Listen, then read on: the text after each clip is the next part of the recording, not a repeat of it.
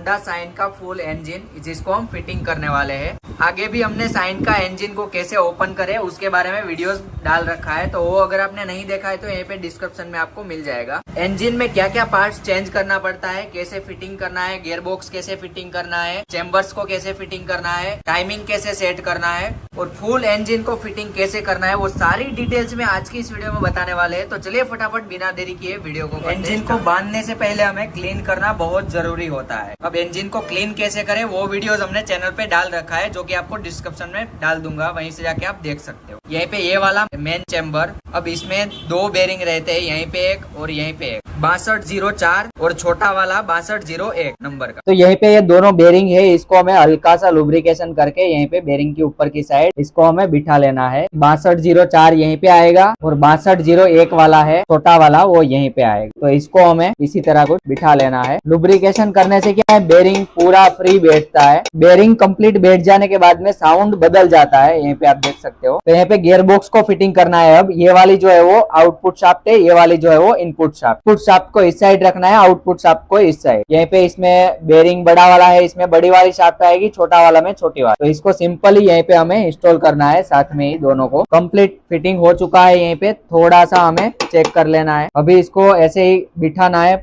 नीचे की साइड एक वॉशर आएगा, इसमें ऊपर की साइड भी वॉशर आएगा और ये वाला जो चक्कर है वो ऊपर की साइड इसी तरह रहेगा। काफी लोग क्या है उल्टा भी बिठाते हैं, तो ये वाला जो चक्कर है वो सिंपली ऐसे ही रहेगा। नीचे की साइड ये वाला वॉशर आएगा और फिर इसके ऊपर एक कॉलर और उसके ऊपर ये चक्कर और इसके ऊपर एक इस टाइप का वॉशर आएगा। दोनों शाफ्ट फिटिंग हो चुका है। अब हमें दोनों गियर चेंजर है, इसको हमें लगाना। एक लंबा वाला रोड रहेगा और ये छोटा वाला। तो ये जो लंबा वाला रोड है वो यहीं पे बिठेगा और ये वाला गियर चेंजर है वो इसी टाइप से कुछ यहीं पे लगेगा। बट अभी हमें लगाना नहीं है, सिंपली साइड में रखना है। और ये वाला जो गियर चेंजर है उसको भी यहीं पे हमें बिठा देना है, जो इनपुट शाफ्ट है उसमें थर्ड गियर में। तो इसको अभी हम यहीं पे साइड में कर लेते हैं। और अभी हमें गियर ड्रम को इंस्टॉल करना है, इसको गियर ड्रम बोलते हैं। तो इसको सिंपली यहीं पे आप देख सकते हो, एक न्यूट्रल स्विच आती है नीचे की साइड। तो इसमें एक इसी टाइप की स्प्रिंग और इसकी कैप रहेगी, जिसको हमें सिंपली यहीं पे इंस्टॉल कर लेना है। न्यूट्रल का जो लैंप है उसको अर्थिंग मिलके लैंप जलता है, तब हमारी बाइक जो है वो न्यूट्रल में रहे। इसको थोड़ा सा लुब्रिकेशन करके हमें सिंपली यहीं पे बिठा देना है। बट ख्याल रखना है ये जो स्प्रिंग और कैप है वो गिरना नहीं चाहिए।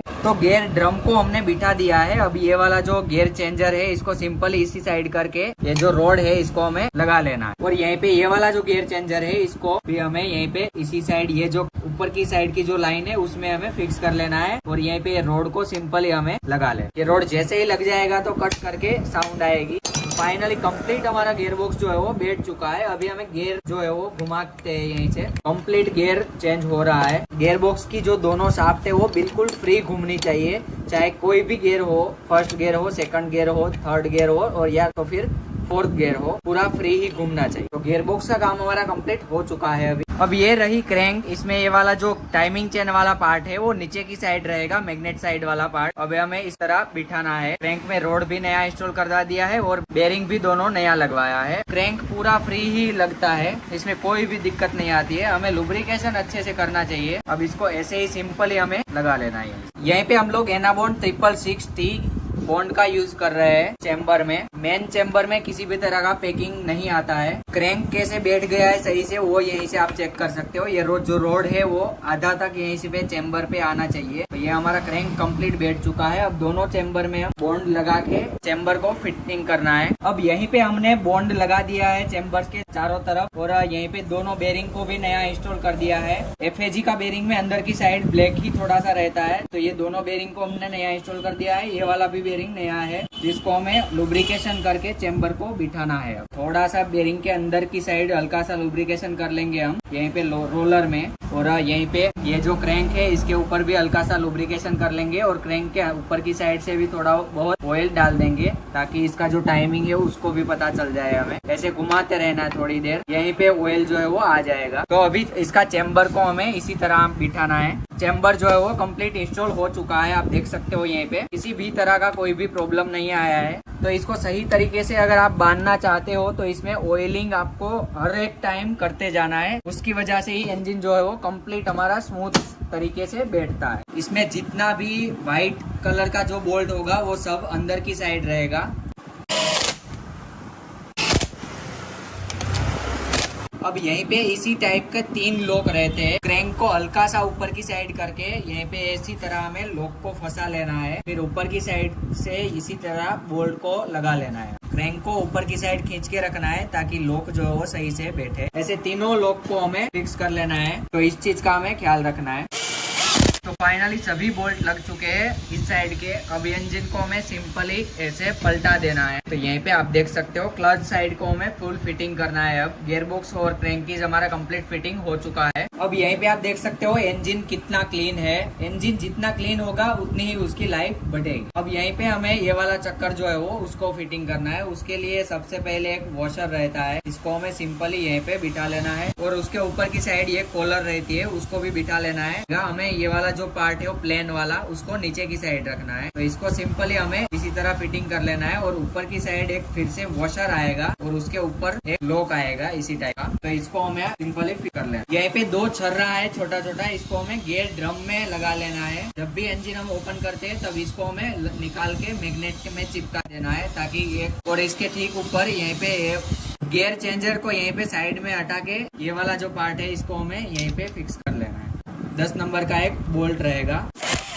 अब यहीं पे हमने जो गियर स्प्रिंग है उसको चेंज ही कर लेना है, चाहे नया हो या पुराना कुछ भी। हमें इसको इंजन जब भी रिवील करते हैं तब चेंज ही कर लेना है। और उसके ऊपर की साइड एक वॉशर रहेगा, तो हमने भी अभी चेंज कर लिया है। अब इसको सिंपली यहीं पे इसी तरह बिठा लेना है। गियर शाफ्ट हमारा इंस्टॉल हो चुका है। अब यहीं पे हमें ये वाला पार्ट को इंस्टॉल करना है क्रैंक में, और उसके ऊपर की साइड लॉक रहता है, इसको हमें सिंपली यहीं से ऊपर की साइड से लगा लेना है इसी तरह को। और उसके ऊपर की साइड ये वाला गियर रहेगा जिसको हम प्राइमरी गियर बोलते हैं। तो यहीं पे ये वाला जो पार्ट है वो नीचे की साइड रखना है और जो अच्छा टी है उसको ऊपर की साइड रखना है। तो इसको सिंपली हमें ये जो लॉक है इसमें फिक्स कर लेना है। दोनों साइड इसका सेम ही रहता है। आप किसी भी क्रैंक जो है वो लॉक हो चुकी है यहीं से। ये वाला गियर जब भी घूमेगा तब पूरा क्रैंक को भी घुमाएगा। अब उसके बाद में हमें हाउसिंग फिटिंग करना है। यहीं पे ये वाला जो पार्ट है वो नीचे की साइड रहेगा और ये वाला गियर जो है वो प्राइमरी गियर के साथ अटैच होगा। और यहीं पे ये वाला जो दाती है वो की टक्कर जो है इससे अटैच होगा। तो यहीं से इसी तरह हमें फिक्स कर लेना है। अब हाउसिंग यहीं पे फिक्स हो चुका है। उसके ऊपर यहीं पे एक वॉशर आएगा। इसके बाद क्लच प्लेट हब सेंटर यानी कि क्लच असेंबली को हमें फिक्स करना है। क्लच प्लेट प्लेसर प्लेट हमने नया इंस्टॉल कर दिया है जेन्युइन, तो हमें यहीं से फिक्स कर लेते हैं। एक क्लच प्लेट जो है वो ऊपर के खांचे में हमें फिक्स करना है,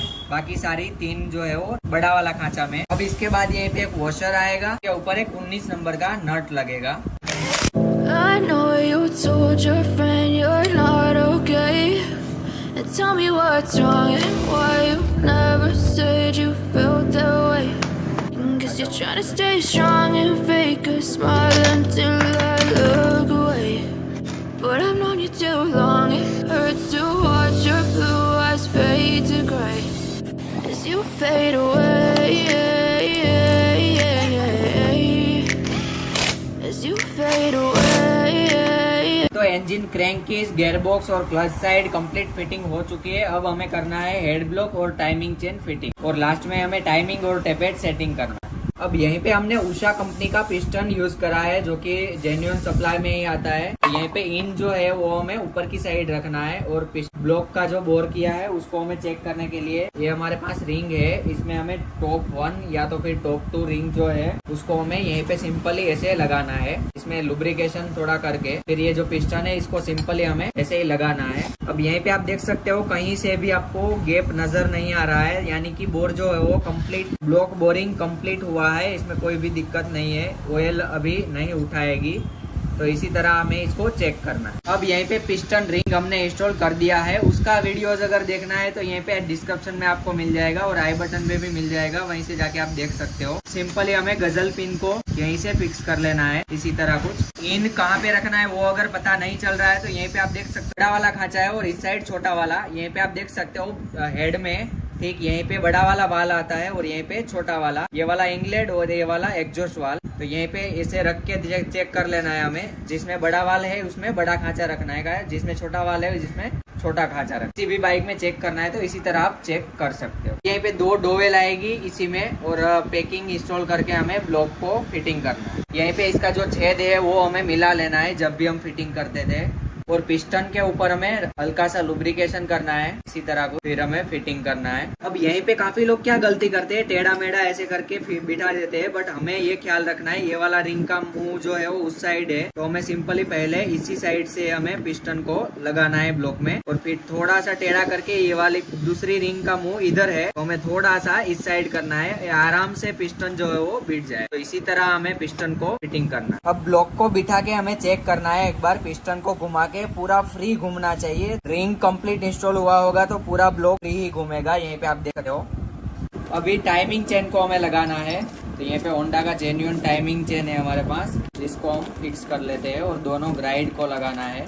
टाइमिंग चेन को पहले लगाना है यहीं से ऊपर की साइड से, और फिर चेन ग्राइड को हमें फिक्स करना है। चेन ग्राइड को सिंपली यहीं से डालना है इसी तरह को, और यहीं पे ये राइट साइड की ग्राइड जो है इसको भी हमें सिंपली यहीं पे फिक्स कर लेना है। और यहीं पे ये वाला जो क्लैंप है इसको हमें सिंपली यहीं पे फिक्स कर लेना है। यहीं का एक बोल्ट बाकी है, अभी हम फिक्स कर लेते हैं। तो यहीं पे हमें अभी हेड को फिटिंग करना है। डोवेल और पैकिंग को हमने लगा दिया है, यहीं पे सिंपली हेड को लगा लेना है हमें, और इसके ऊपर 12 नंबर के बोल्ट लगेंगे। ये वाला जो पार्ट है वो अलग ही रहता है, इसको हमने लगा लिया है अभी, और 12 नंबर के 4 बोल्ट लगते हैं इसमें, तो हमें सिंपली ऐसे लगा लेना है। और 2 10 नंबर के यहीं पे लगते हैं, उसको भी लगा लेना है हमें।